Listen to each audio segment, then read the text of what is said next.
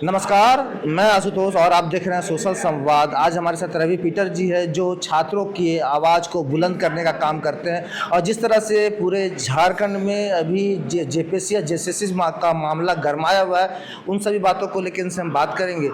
जिस तरह से अभी झारखंड में जेपीएससी और जेएसएससी को लेके विद्यार्थी वर्ग वो सड़कों पे है, उस पर क्या बोलना चाहिए? देखिए, ये झारखंड के लिए बहुत दुर्भाग्य है। आज झारखंड 25 सालों में अभी रिपोर्ट आया हुआ था कि झारखंड सबसे पिछड़ा अभी 20वां स्थान में है। हिंदुस्तान पेपर के माध्यम से सोशल वर्क करके ये रिपोर्ट तैयार हुआ है। तो इसका कारण यह है कि जो लोग युक्त थे उनको नियुक्त नहीं किया गया, जो लोग युक्त के लायक नहीं थे उनको नियुक्त कर दिया गया। और अभी देखिएगा 25 साल में नियमतः 25वां जेपीएससी का एग्ज़ाम होना चाहिए था, तो अभी 14वां जेपीएससी का एग्ज़ाम हो रहा है। तो ये छात्रों के साथ में सबसे ज़्यादा अन्याय है, क्योंकि आपने मालूम होगा आपको कि प्रत्येक दिन, प्रत्येक घंटा, प्रत्येक सेकंड जो छात्रों के जो आयु है वो बढ़ते जा रही है। तो उसका कारण क्या है कि इसे छात्र ज़्यादा कर बेरोजगार हो रहे हैं। यदि इसको सीबीआई जांच कर दिया जाए, ईडी जांच कर दिया जाए, तो हम कहते हैं कि इसे न्यायपालिका में जो बैठे हुए लोग हैं, प्रशासनिक विभाग में जो बैठे लोग हैं, उनके करीबी रिश्तेदार लोग, उनके कहीं कहीं निजी जो सहायक लोग हैं, उन पर भी आंच आने वाली है। और मैं ठोस सबूत के साथ कहना चाहता हूं कि मैंने पहले भी बोला था, शुरुआत में जब इस आंदोलन कर रहे थे तो 30 से 40 लाखों में प्रत्येक सीट को बेचा जा रहा है। मैंने ऐसे अंदेशा लगाया था, और जब मैं सोशल मीडिया और तमाम समाचार पत्रों में जब पढ़ रहा हूं तो मेरे जो लगाया हुआ जो आरोप था वो कहीं ना कहीं सिद्ध होने वाली जैसे लगातार मुझे मालूम हो रही है कि सच में ही 30 से 40 लाख में लोग सीट बेचा गया। आप कह सकते हैं कि 30-40 लाख गरीब किसान मजदूर के बेटा कोई दे सकता है, गार्जियन दे सकता है। सीट जिस तरह से आप बता रहे हैं कि सीट बेचा गया, इसके पीछे सूत्रधार कौन है?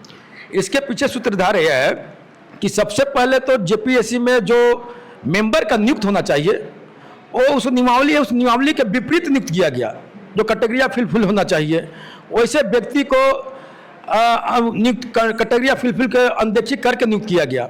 आप देखिएगा जेपीएससी का जो एग्जाम, तरह से आप अभी बता रहे हैं कि बेचने का काम किया, बेचने का काम, तो जो मेंबर की बात नहीं आती है, सिर्फ बेचने वाला और खरीदने वाला, ये सब कौन है? ये सब जो प्रशासनिक विभाग में बैठे हुए हैं, जो जेपीएससी के मेंबर हैं, जो जिसके नेतृत्व में जेपीएससी का जो एग्जाम हो रहा है, चाहे वो कहा जाए तो एजेंसी है।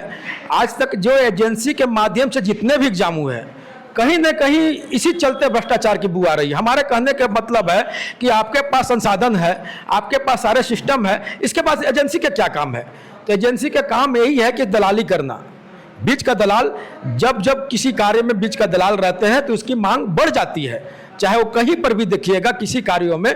तो एजेंसी एक बीच का दलाल के रूप में काम किया। और फिर देखिएगा जब वो इससे एजेंसी जब उसको ब्लैकलिस्टेड किया गया था, फिर भी उसको एग्जाम करने के लिए उसको मतलब नियुक्त कर दिया गया। तो आखिर इसमें कहीं ना कहीं ऐसा लगता है कि इसे जेपीएससी का जो चेयरमैन थे, जितने मेंबर थे, और इसके शिक्षा मंत्री, माननीय मुख्यमंत्री, जेपीएससी को मालूम होना चाहिए कि स्वतंत्र एजेंसी है, तो इसका सरासरी जो भी है इसके हैंड में, वो मुख्यमंत्री के हैंड में रहता है। तो ये कहीं न कहीं जेपीएससी लगातार 25 सालों में राजनीतिक शोषण के चलते इस तरह के हरकत होते गया है और यहाँ के नौजवानों के साथ में अत्याचार होते जा रहा है।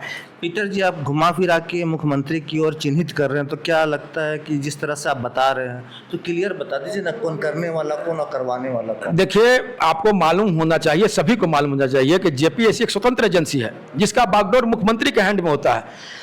तो कहने का जिसका आपको चाबी दिया गया घर का और वहां से चोरी होता है तो दोषी किसके पास है? जिसके पास चाबी है, तो चाबी मुख्यमंत्री के पास में था, चाबी वहां का चेयरमैन के पास में था, मेंबर थे उनके पास में चाबी था, और एजेंसी था, एजेंसी के पास में चाबी था। तो कहीं ना कहीं एजेंसी से लेकर मेंबर से लेकर मुख्यमंत्री तक ये सब दोषी है। सभी ने मिलकर चोरी किया है और नौकरी बेचने का कार्य किया, नौजवानों के भविष्य को अंधकार में डालने का प्रयास किया है। 14 बार गड़बड़ियाँ हुई, क्या 15 बार फिर गड़बड़ी होगी क्या? देखिए, एकदम आशा तो उम्मीद ऐसा नहीं होना चाहिए, लेकिन अब जैसे नौजवान यहाँ जाग चुके हैं और झारखंड की धरती हमेशा उलगुलानों की धरती रहा हुआ है। चाहे यहाँ सीएनटी खतियान अगर जारी हुआ है तो झारखंड के धरती से जारी हुआ है। बिरसा मुंडा ने आंदोलन किया था, सिद्धू कानू ने आंदोलन किया था। 1855 में जो आंदोलन हुआ था, 1857 का इतिहास है सिपाही विद्रोह, उससे पहले यहाँ 1855 में आंदोलन हुआ था। एसपीटी कानून बना, इसके बाद सीएनटी बना।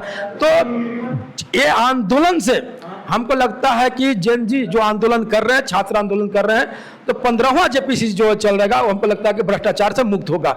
और तभी भ्रष्टाचार से मुक्त होगा कि ये राजनीतिक जो षड्यंत्र है, 25 सालों में सभी पार्टियां ने यहाँ नौकरी बेचने के काम किया, जेपीएससी को एक दुधारू गाय बनाने का प्रयास किया। जिस तरह से यहाँ पर अवैध खनन हो रहा है, उस तरह से अवैध रूप से नौकरी बेचने का सभी पार्टी, चाहे बीजेपी हो, कांग्रेस हो और जेएमएम हो, सभी ने बेचा है। तब इसके बाद देखिए कोई पार्टी खुलेआम आकर छात्र और नौजवानों के भविष्य के बारे में कोई चिंता नहीं कर रहा है, न कोई चिंतन कर रहा है, न चिंता कर रहा है। ये बहुत बड़ा गंभीर है। लेकिन यहाँ के छात्र नौजवान देख रहे हैं, सुन रहे हैं, आने वाला समय में बहुत बड़ा यहाँ पर विद्रोह होने वाला है। अब नौजवान लोग तो कहना स्टार्ट कर दिया कि मुख्यमंत्री के कुर्सी का क्या दाम है, विधायक के कुर्सी का क्या दाम है, सांसद का कुर्सी का क्या दाम है। अब नौजवान लोग का दिल से हटकर दिमाग में घुस चुका है कि सारे चीज यहाँ पर बेचा जा रहा है। जिस तरह खनन का अत्याचार हुआ, उस तरह नौकरी का भी अत्याचार हो रहा है। नौजवान आप जग चुके हैं। किसी राजनीतिक पार्टी का प्रेशर नहीं चाहिए, किसी राजनीतिक पार्टी का सहयोग नहीं चाहिए। नौजवान खुद अपना अधिकार लेने के लिए अब सड़क पर उतर चुके हैं। इनकी आवाज में इतनी बुलंदी है कि हमको लगता है कि आने वाला समय में मुख्यमंत्री का कुर्सी हमको लगता है कि छोड़ने पड़ेगा, मजबूर हो जाएंगे। आपकी तरफ से क्या कदम होगा स्टूडेंट्स के लिए? देखिए, अभी तो हमारे तरफ से जो समर्थन पत्र है उसको दिया जा रहा है। और यहाँ पर हमारे आंदोलन धरोहर जो हमारे सुर सिंह बेसरा त्यागी पुरुष, उन्होंने झारखंड को बनाने में और झारखंड को नवनिर्माण में जैसा कार्य किए हैं, हमको लगता है उन लोग को, ऐसे बुद्धिजीवियों को जब मंच पर सहयोग मिलेगा तो हमको लगता है कि इसे बहुत जल्द यहाँ पर सत्ता परिवर्तन को देखने को मिलेगा। छात्र नौजवानों को जो भविष्य अंधकार में जा रहा है, उस अंधकार को, उनके भविष्य को उज्जवल करने में हमको लगता है कि तत्काल ही जल्द ही रिजल्ट देखने को मिलेगा। जैसे कि पीटर जी का साफ तौर से कहना है कि हम विद्यार्थियों के साथ हैं और उनके लिए जो भी कदम उठाना पड़े हम उठाने को तैयार है। बाकी तमाम खबरों के लिए आप हमारे सोशल संवाद न्यूज़ से बने रहिए। सहयोगी मनीषा के साथ मैं आशुतोष कुमार रंजन, नमस्कार।